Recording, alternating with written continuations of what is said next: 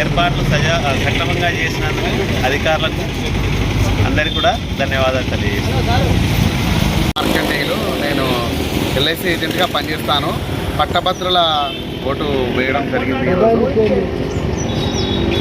మెదక్, నిజామాబాద్, కరీంనగర్, ఆదిలాబాద్ జిల్లాలకు నియోజకవర్గాలకు చెందిన పట్టభద్రుల ద్వారా మన శాసన మండలికి మంచి అభ్యర్థిని పంపించి మనం ఈ ఓటు హక్కు ద్వారా ఏంటంటే సమాజ అభివృద్ధి, దేశాభివృద్ధిలో వాళ్ళ ఆలోచనలు శాసన సభ్యులు మనం ఓటు హక్కు ద్వారా ప్రజల ద్వారా ఎన్నుకుంటే ఇది పట్టభద్రుల ద్వారా అంటే చదువుకున్న వాళ్ళ ఓటు వేసి ఒక మంచి మేధావిని శాసన మండలికి పంపడం వల్ల మంచి బిల్లులు తయారై సమాజ అభివృద్ధి, దేశాభివృద్ధి, మరి గ్రామాల అభివృద్ధి, కొత్త కొత్త చట్టాలను తయారు చేసి దేశాభివృద్ధిలో కీలక పాత్ర మరి ఈ యొక్క ఎమ్మెల్సీలు ప్రధాన పాత్ర పోషించే అవకాశం ఉంది.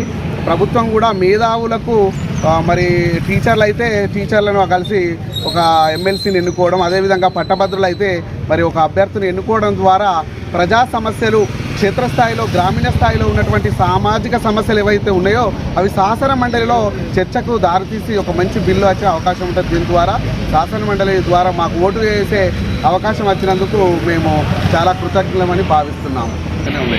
ఓటు చాలా బాగా చేశారు గవర్నమెంట్, అన్ని సౌకర్యంగా ఉంది, స్టాఫ్ కూడా బాగా పెట్టారు. కాకపోతే ఏంటంటే ఒకటి బ్యాలెట్ పత్రంలో చాలామంది పోటీ చేయడం వల్ల కొందరికి ఇబ్బంది అవుతుంది మలవడం. అందుగురించే ఇది ఏంటంటే ఇక చదువుకున్న వాళ్ళే కదా, ఎడ్యుకేటెడ్ ఉండే వాళ్ళే కదా, కనుక చాలామంది ఇంకా ఓటు హక్కు పట్టభద్రులైన ఓటర్ నమోదు చేసుకోవడం లేదు, చాలామంది ఓటు వేయడం లేదు. ఇది చాలా విచారదగ్గ విషయం. చాలామంది చదువుకున్న వాళ్ళే ఓటు వేయడం లేదు. మేము చాలామందిని మీ సేవ ద్వారా కానీ పేర్లు నమోదు చేసినాం, ఫ్రీ ఉచితంగా ఎన్రోల్మెంట్ చేసినాం. అయినా కూడా ఇంకా చాలామంది పట్టభద్రులు ఓటు నమోదు చేసుకోవడానికి కూడా ముందుకు రావడం లేదు. నిజంగా చాలా విచారకరంగా భావిస్తున్నాను.